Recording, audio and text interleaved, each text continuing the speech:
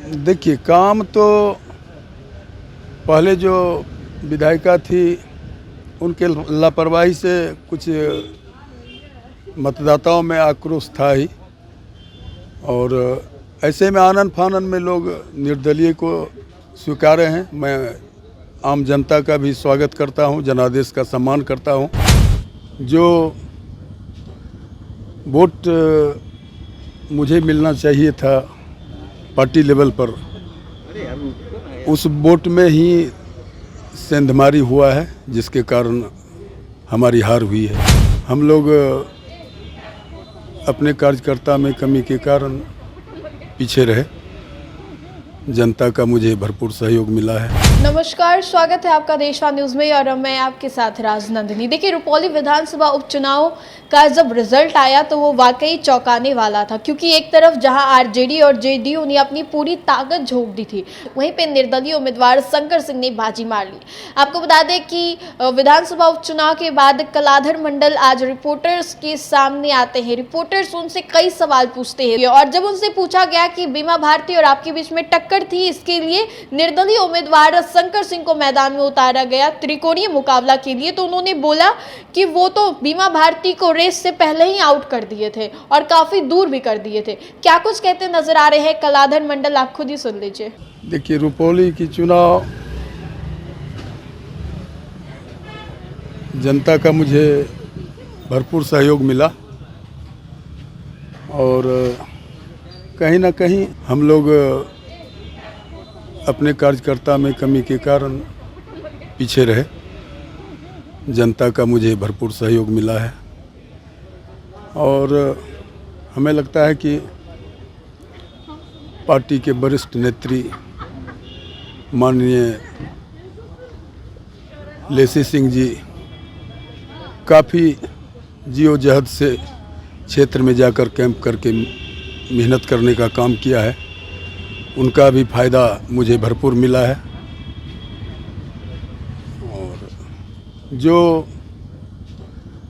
Vote मुझे मिलना चाहिए था पार्टी लेवल पर, उस वोट में ही सेंधमारी हुआ है, जिसके कारण हमारी हार हुई है। तो क्या लगता है कि बीमा भारती पूर्व में वहाँ विधायक रही थी और उनके अगेंस्ट में आपको यहाँ से उतारा गया था, कितनी बड़ी चुनौती थी? आप पहले से किस तरह से तैयारी कर चुके थे, लेकिन अचानक ये वोट कैसे कन्वर्ट हो गया कि निर्दलीय की जीत मिल गई?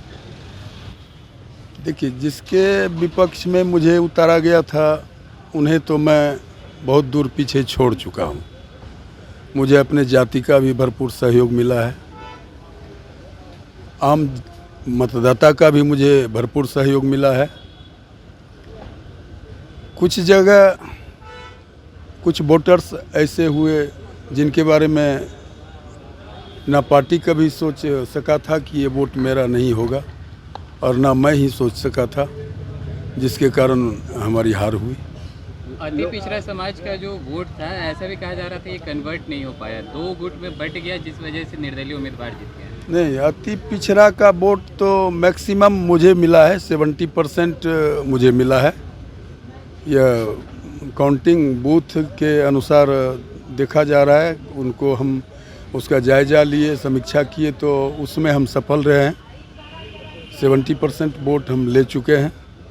लेकिन सर, जनता मानती है कि शायद वहाँ रुपौली में विकास कार्य नहीं हुआ, तभी चाहे वो विपक्ष हो चाहे सत्ता पक्ष हो, उसे नज़रअंदाज किया और निर्दलीय को एक बार चाल दिया।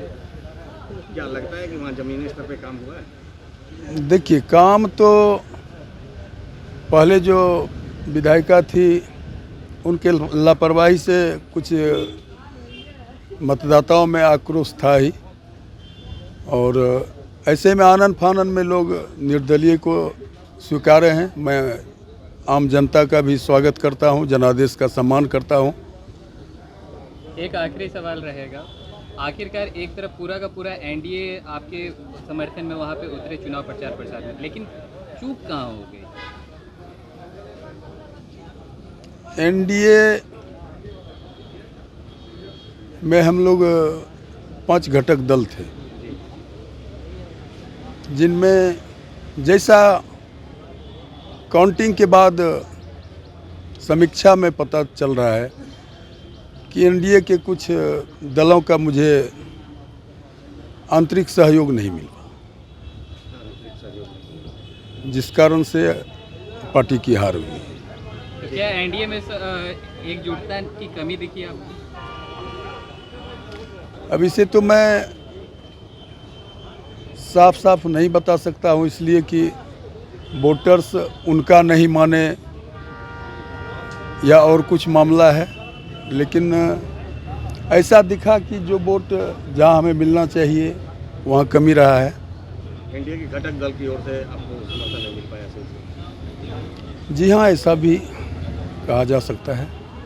तो आपने साफ तौर पे सुना किस तरीके से कलाधर मंडल अपनी हार को स्वीकार करते हैं और ये भी बोलते हैं कि समीक्षा की जाएगी। फिलहाल इस खबर में इतना ही, हमें दे इजाजत, बने रहिए हमारे साथ और देखते रहिए देशवान न्यूज़। धन्यवाद।